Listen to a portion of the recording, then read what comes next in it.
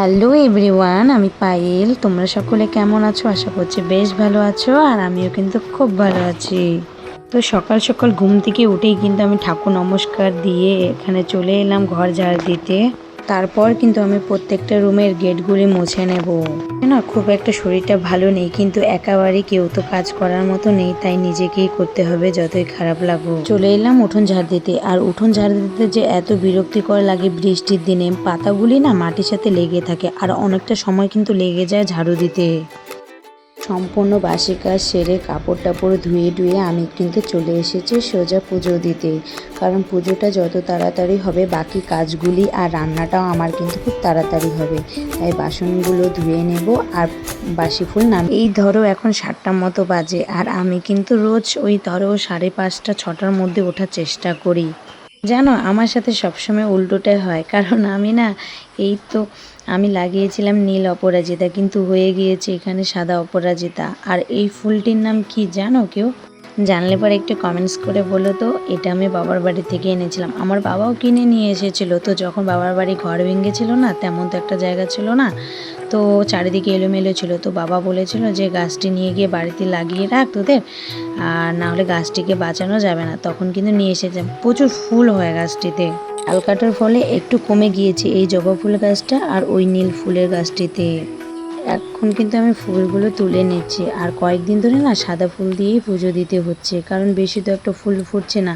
আর আমার না ফুল গাছ খুব পছন্দের, খুব ভালো লাগে। দেখো এই ফুলটা একবারে থোকা হয়ে ফুটে আছে, তুলতে ইচ্ছে করছে না, কিন্তু কি করব, তুলে ফেললাম, তবুও পুজো দিয়ে দিই।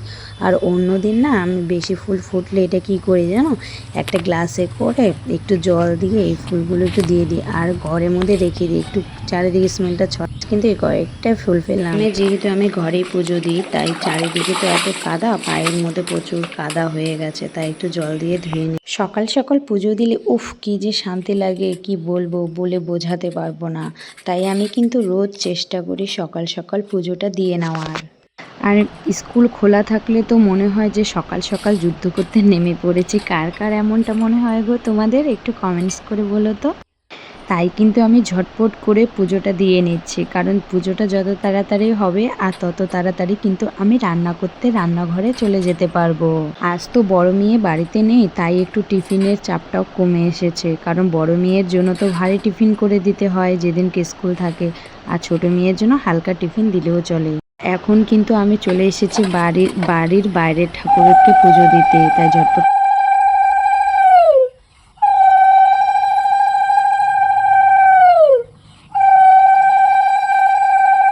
আর এই কয়েকদিন ধরে না এমন হচ্ছে, ঠিক মেয়েকে যখন স্কুল নিয়ে যাব তখন বৃষ্টি শুরু হয় আর ছুটির সময়, জানো তো। ঘরে এসে দেখি এমা মেয়ের কি কাণ্ড, দেখো দেখো বালিশ কোথায় আর মেয়ে ঘুমিয়েছে কোথায়। গতকাল রাত্রে মায়ের বাড়ি গিয়েছিলাম, তাই ছোট্ট ছোট বেগুনগুলি কিন্তু মাই দিয়েছে, আর আজ কিন্তু এগুলোই ভাজা করব মেয়েদের জন্য। পাশে বসিয়ে দিয়েছি চা। আজ সকাল সকাল উঠেই না খুব চা খেতে ইচ্ছে করছে, তাই ভাবলাম একটু চা বসিয়ে দিই। আর এক পাশে বসিয়ে দিয়েছি কিন্তু ভাতের জল। আর চাল কিন্তু আমি আগেই ধুয়ে রেখে দিয়েছিলাম, তো সেটাই এখন দিয়ে দিচ্ছি, ধুয়ে রাখা চাল দিয়ে দিচ্ছি। আর এদিকে কিন্তু চা রেডি। ওর বাবা তো অনেক সকালবেলা চলে যায়, সেজন্য কিন্তু সকালবেলা খুব একটা চা খাওয়া হয় না। তো সময় যেহেতু আছে একটু চা খাওয়া যেতে পারে। আমি কিন্তু খুব চা পছন্দ করি, কিন্তু সময়ের জন্য আর হয়ে ওঠে না, তাই কিন্তু একটু চাটা খেয়ে নিচ্ছে। আর আমরা কিন্তু বেশিরভাগটা বিকেলেই চাটা খাই, ওর বাবাও বাড়িতে থাকে। এদিকে আমার ভাতটাও হয়ে এসেছে প্রায়, আর একটু হলে ব্যাস নামিয়ে নেব। আর কালকে যে বেগুনগুলো নিয়ে এসেছিলাম ওটা কিন্তু কেটে ধুয়ে রেখে দিয়েছিলাম। আমার তো দুই মেয়েরই বেগুন ভাজা আর ডাল হলে কিছু লাগে না। দুই মেয়ে প্রচণ্ড বেগুন ভাজা আর ডাল ভালোবাসে, তাই কিন্তু আমি মাঝে মধ্যেই বেগুনটা রাখার চেষ্টা করি। আর ডাল তো দুদিন পরে পরে হয়ই, কারণ ছোটো মেয়ে তো ডাল ছাড়া একদম চলেই না ধরতে গেলে। আর বেগুনটা না খুব একটা কড়া ভাজা খাবো না, ওরা আবার কড়া ভাজা খায় না। দুটা মেয়েই আমার একরকমই। আর তোমরা কিন্তু এটাকে কেউ ভেবো না যে মাজি না বা কিছু, এটাকে একটু স্কিপ করে যেও। অনেকবার চেষ্টা করেছি মাজি, কিন্তু এটা না ওঠে না, কী করব বলো।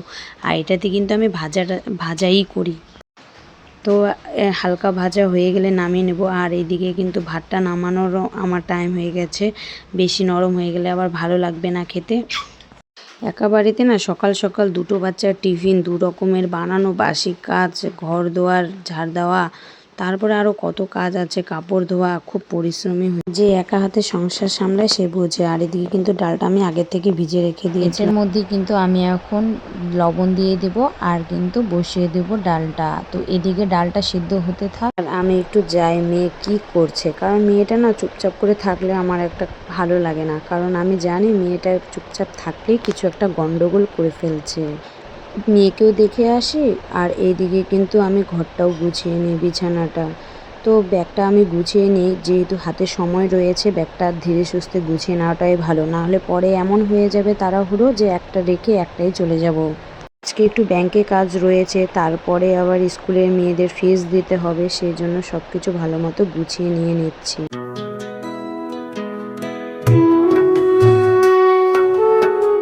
এখন আমি ব্যাগটা গুছিয়ে রেখে দিলাম হোম থিয়েটারের ওখানে। আর এখন কিন্তু আমি বিছানাটা ঝেড়ে পেতে নেব তাড়াতাড়ি করে, কারণ একদম সময় নেই। এইদিকে কিন্তু আমি সমানে মেয়েকে ডেকেই যাচ্ছি যে তাড়াতাড়ি হয়েছে তো, তাড়াতাড়ি কর, সময় যে হাতে নেই।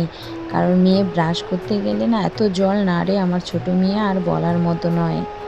আর মেয়েকে মেয়ের মতো না করতে দিলে না খুব কান্নাকাটি শুরু করে, তাহলে আর স্কুলে নিয়ে যেতেই পারবো না। তাই মেয়েকে একটু খেলার মতো সময় দিতেও হয়।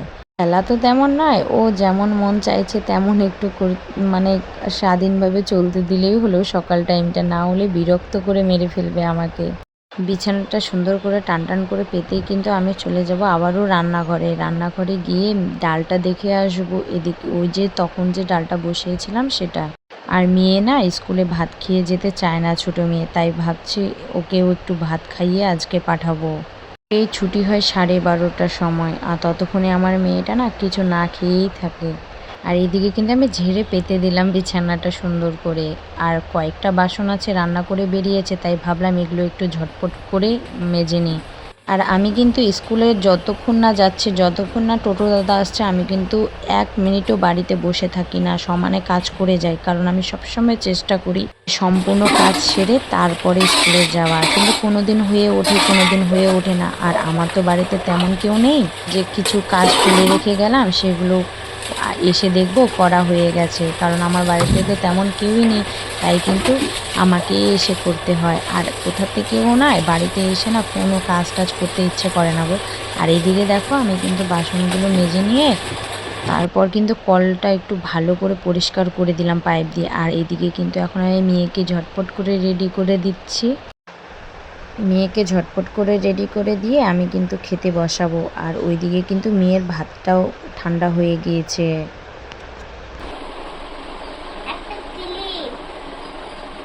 মেয়েকে রেডি করিয়ে তারপরে যাব নিজে রেডি হতে, মেয়েকে তারপরে খাওয়াবো। আর আজ যেহেতু তাড়াতাড়ি কাজগুলি হয়ে গেছে, সেই জন্য ভাবলাম হাতে সময় নিয়ে কাজগুলো ধীরে সুস্থেই করি।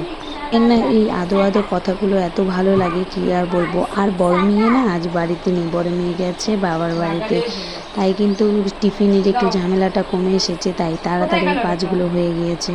স্কুলটা কিন্তু বাবার বাড়ির কাছে, তাই কিন্তু বড় মেয়ে ওখানটা থেকে স্কুলে চলে যাবে, মা পৌঁছে দিবে। আর বড় মেয়ে বাড়িতে থাকলেও অনেকটা হেল্প হয়, কারণ বড় মেয়ে অনেকটা কাজ করে দেয়, নিজের কাজগুলো করে, তারপরে বোনের কাজগুলো করে দেয়। আমার মেয়ের না একটু না জিভটা আমার বড় ভারী, মেয়ে তাই করে দেয়, সেগুলো প্রত্যেকটা দিকে কথা আমাকে হাত তেমন লাগাতে ভাবে হয় না, বোঝা যায় না। শুধু কি আর না টিফিনটাই আমাকে বুঝলেও তো বানাতে হয়, মেয়েকে বলা যাবে না যে সেটাই। আমি বুঝিনি, না হলে তবুও আবার বাড়িতে রেগে থেকে যাবে অনেকটা মশাই। হেল্প আর হয়, এদিকে অনেকটা মেয়ের মাথাটা দেখো ঠান্ডা ঠান্ডা হয়ে হয়ে গেছে, বোনের ফুল এই দেখো, আর আর কি। মেয়ে এদিকে পোজ দিচ্ছে, হায় রে।